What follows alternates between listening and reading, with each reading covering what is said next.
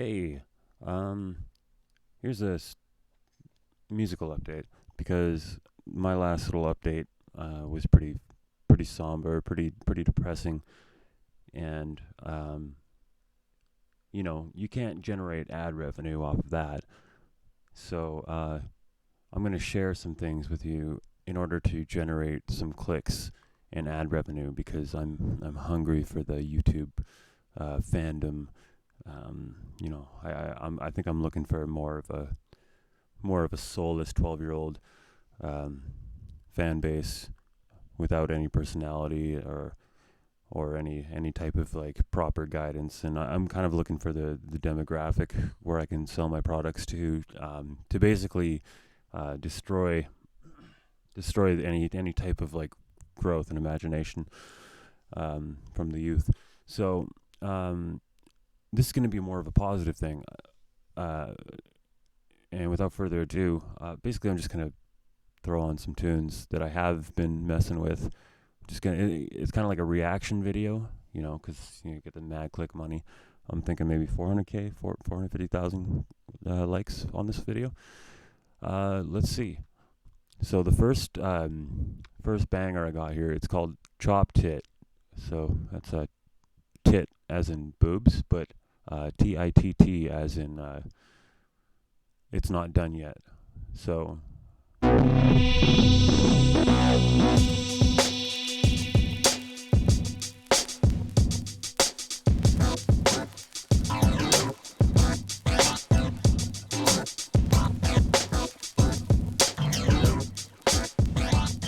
yeah.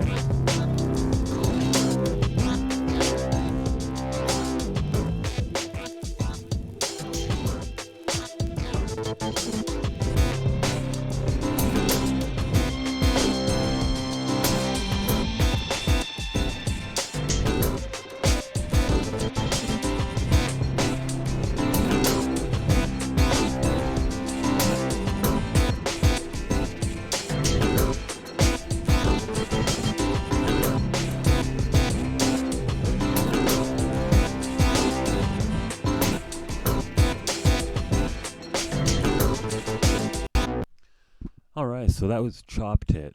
Most of these are done on the Machine Mark III and working in Ableton Live Studio. Um, so that's one thing. I don't have the dates on here, but these are all kind of in the course of a month or two. All right, our next track, Cool Beat Scene Comp. So I think the title kind of explains itself. It's a cool beat compilation scene. Yeah. Check it out. Check it out. Check it out. I don't know if I like this one. Check it out. Check it out. Check it out. Check it out. Check it out.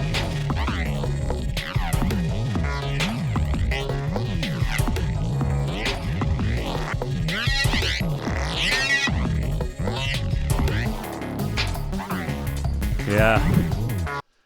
I kind of lost here. I mean, I'm just kind of throwing shit in at this point.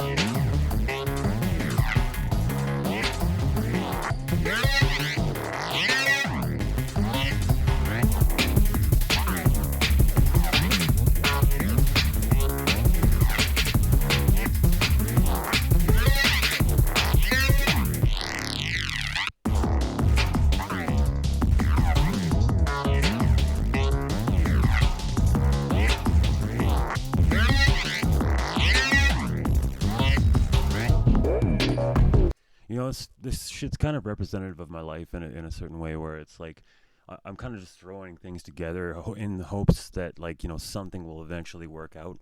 You know what I mean? Like I'm just like trying to just looking for that one fucking golden sound that's gonna make everything come together. Just like in life, I'm just kind of like looking for that one golden perspective, and or fucking drug, or like person or anything to just like make everything work together. But in the end of the day, at the end of it, it's always just a fucking soulless garbage, soulless, worthless mess. All right, so cool beat. Um, yeah, it's the same thing. Okay, so yeah, it's the same thing. That whole thing was written around this synthesizer analog thing. I jammed last year for like an hour, and I was like, I gotta do something with this.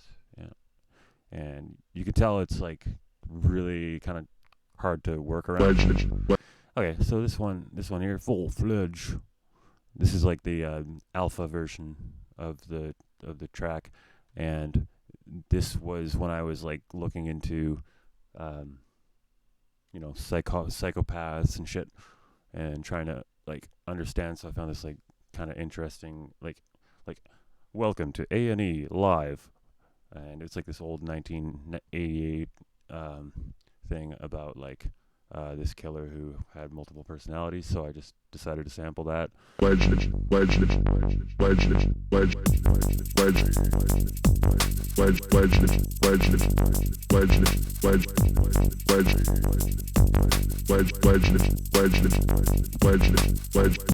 I'm honestly like, I'm gonna save that because there's a better one down the line here. Hanging. I don't know what this is. Oh, I just made this, didn't I? I did. Yeah, this sucks.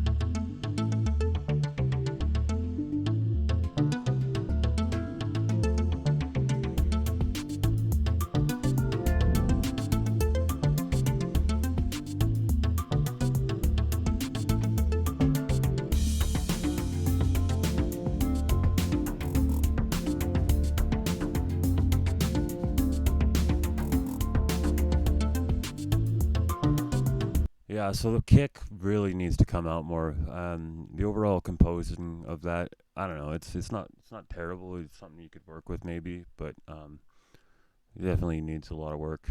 Not your enemy. So this one was my idea because I wrote like this song like a few years back. It was just an acoustic song, really emotional. This is before I was getting completely mixed up and just like hopelessness and shit. Shit I'm still working on. And anyway, at this point in my life, I just balls out, and a lot of people liked it. So I was trying to figure out how to like remaster because it was all acoustic, and I'm trying to figure out how to make it more like nuanced. So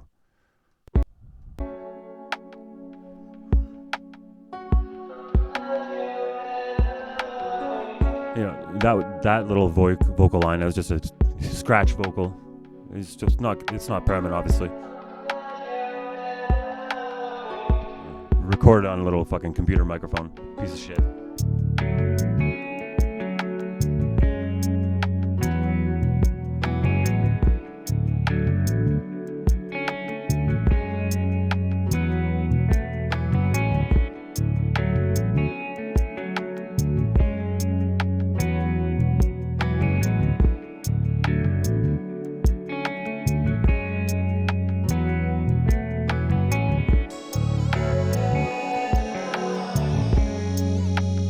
Yeah, you gotta get that old fucking early 90s West Coast hip hop fucking. I don't know. I liked it at the time. I still kind of like it, but it's all conceptual. It's all conceptual. Yeah, you'll find that the majority of these are just 40 second loops max. So this one's called Poopy Loopy. This is a 9 second loop because it's just maxed on depth. I really worked out the depth on this one.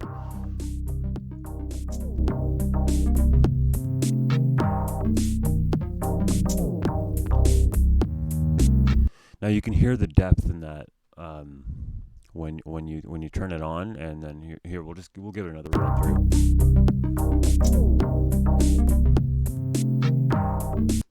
It's just like Like really, I throw on the depth maximizer VST, and I pumped the depth up to 11, and we really got a really solid sound.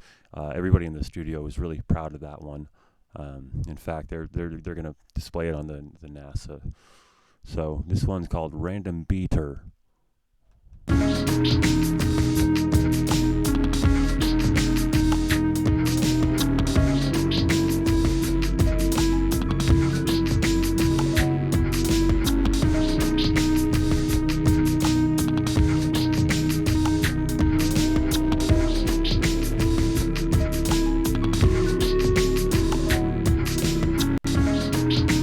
Yeah, I really like that one. Honestly, like I got there's this like something inside of like my heart where I really enjoy single tonal droning uh, lead instruments. You know, it's like I like the root note, but like a third harmonic or a fifth harmonic. But I like it to be accentuated, and I like it to press on through like 2 to 3 bars. You know, um, so this one is called Smooth Riff because of how smooth the riff is. Uh, yes, I am playing that. Just in case you wanted to know.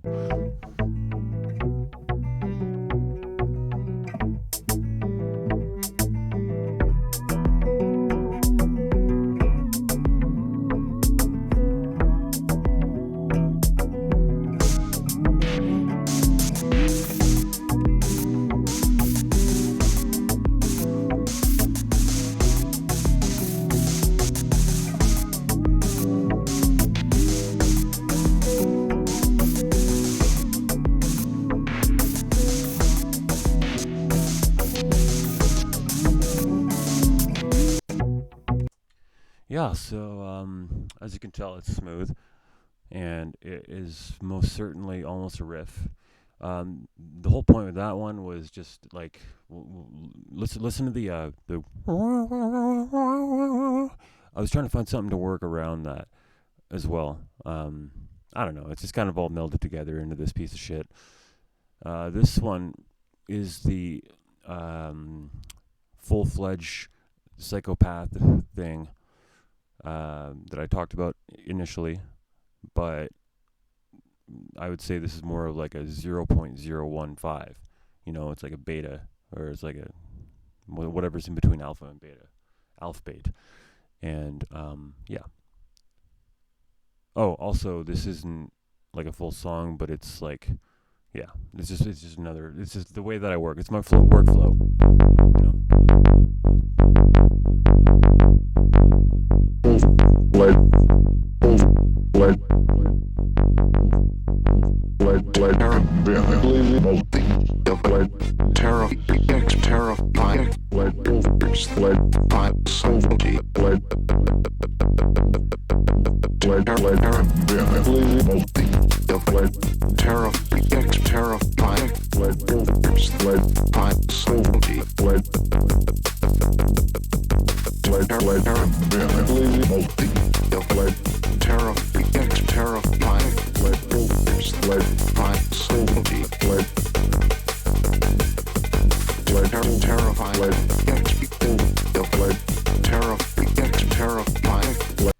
Like right here, I just want to say that fucking back drum, that like drum, that fucking whatever jungle kind of drum beat in the background sample. I didn't want that to play on for another bar. I'm just kind of launching these clips, so it kind of comes in and it kind of just goes on for way too long. There's a lot of this shit that I don't like, but again, this is just like a workflow thing. This is just how I work, and refining isn't really a part of this process yet. So it's gonna come in right here.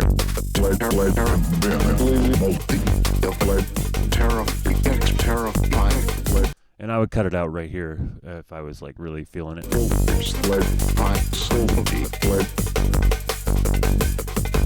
And then I bring it back in again. And and then maybe I'd fuck around with like cutting it in and out and resampling it.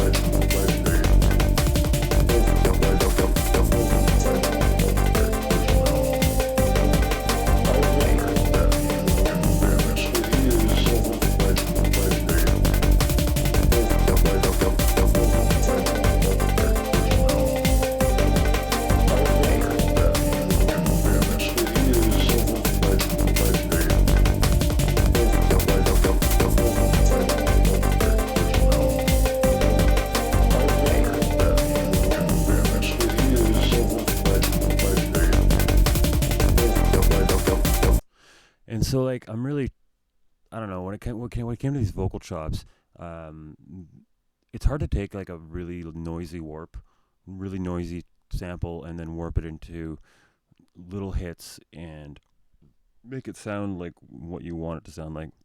And I'm just trying to let in the notion, without it being fully obvious yet, that this is an introspective version, that I'm going insane, basically, and I'm fucking basically completely like full blown psychopathic, fucking lost my mind. And you know, some people might think, mostly just my ego, is like, oh well, fuck, look at you, all fucking big on yourself with your whole not caring about the world. And that's mostly just a cause of my being completely insecure.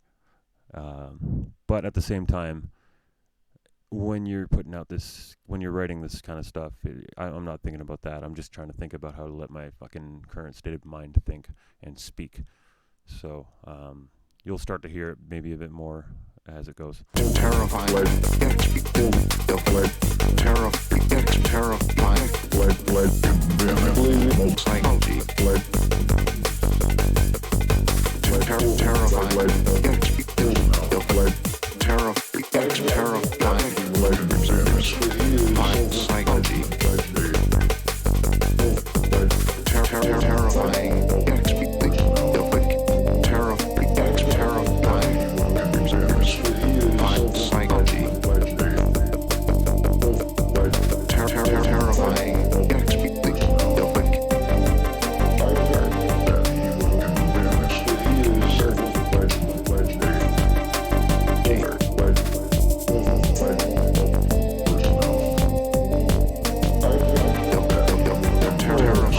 Multiple personality.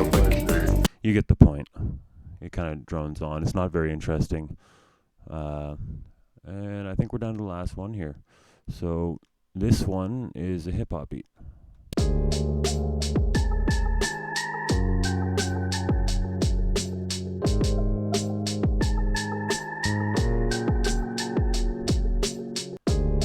Yeah, so I was gonna mix, like, I was thinking of writing some, like, hold on. I was thinking of writing some like a Plato, you know, Aristotle day, like philosopher Plato explanation of the story of the cave, right?